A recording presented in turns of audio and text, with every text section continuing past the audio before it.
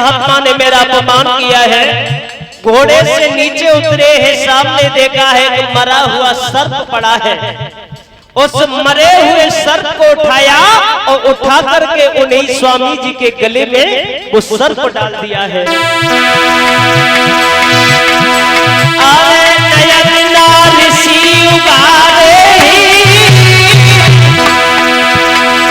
प्रभु के भजन में लीन छूना बचन उचारे, अरे के भजन में लीन छूना बचन उचारे।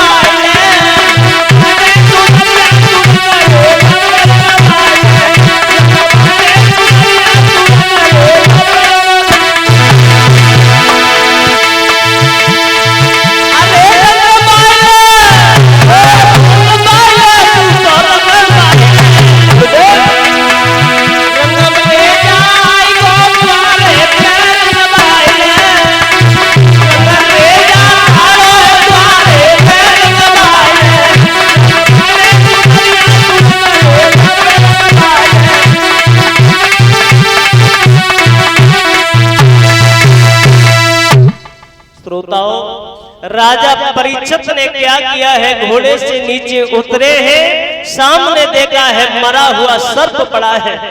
उस मरे हुए सर्प को उठा करके स्वामी जी के गले में वो सर्प डाल दिया है। लो, आपने मेरा अपमान किया है तो मैं भी किसी से कम नहीं हूं, मैं भी आपका अपमान करता हूं।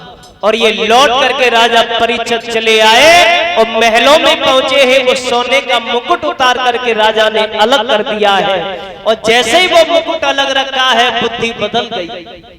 राजा परीक्षित मन में विचार करने लगे, आज तो मैंने बहुत बड़ी गलती कर दी है। आज मैंने अपने राज्य में एक संत का अपमान किया है।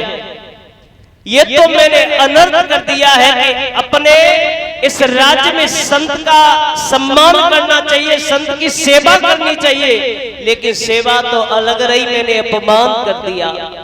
ये मैंने बहुत गलत कर दिया। श्रोताओं, इधर समीक ऋषि की बेटा है श्रृंगी ऋषि।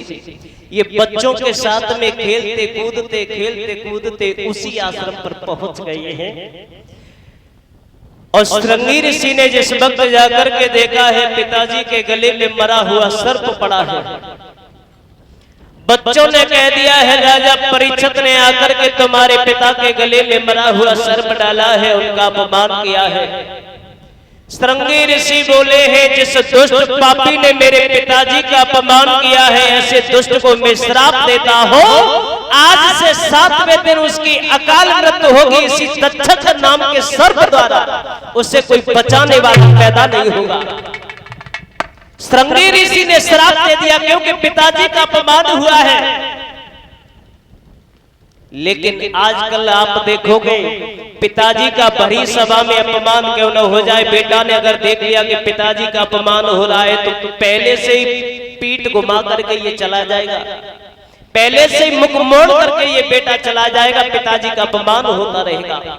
आज की दुनिया में ऐसे बेटा पैदा हो गए हैं श्रोताओं, और ऐसा बेटा क्या जो बेटा अपने माता पिता की बात को न देखे, माता पिता की सेवा को न करे और माता पिता का अपमान अपनी आंखों से न देख सके। श्रोताओं, श्रृंगी ऋषि ने जिस वक्त देखा है पिताजी का अपमान हुआ है, ये सब देखा नहीं गया है, क्रोध आ गया है। क्रोध में आकर के उन्होंने ये श्राप दे दिया है। कहते नहीं है, बिना विचारे जो करे सो पीछे पछताए, काम बिगाड़े आपनो जग में होत हसाए, जग में होत हसाए चित्त में चैन पावे, खान पान सम्मान राज मन में नाए भावे, कहे गिरधर कबीराय करे जो बिना विचारे, ये भयो गोपाल भूप कियो बिना विचारे।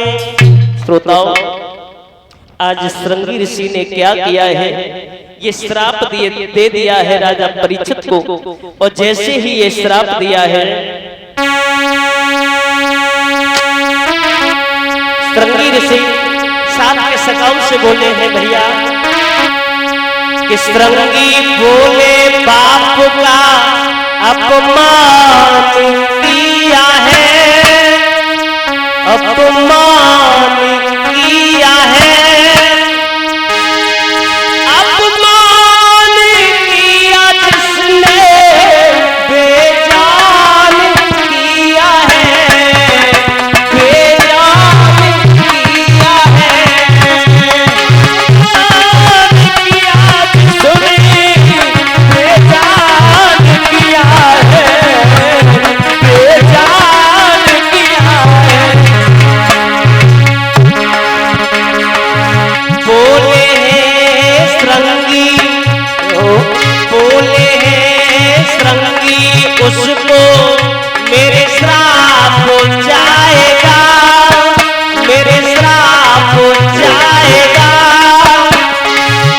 वो नीच है अन्यायी बच ही न पाएगा, बच ही न पाएगा, ही न पाएगा, बच ही न पाएगा।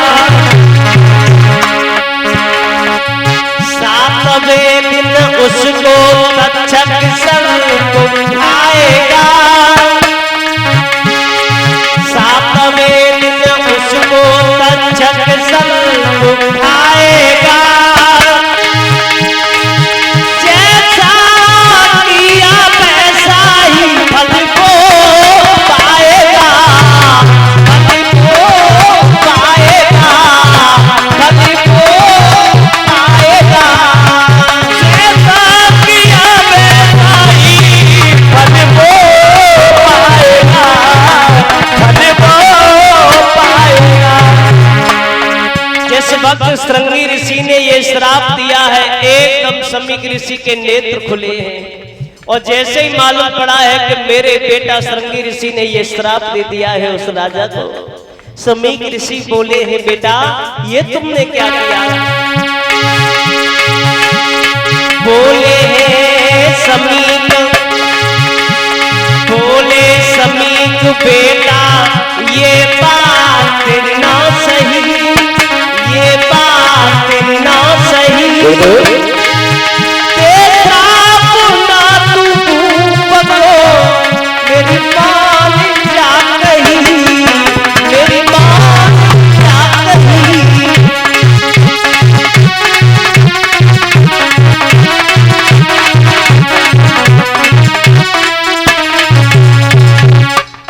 श्रोताओं, आज समीक ऋषि ने जैसे ही ये शब्द सुने हैं तो समीक ऋषि बोले हैं, लाला ये तुमने बहुत गलत किया है,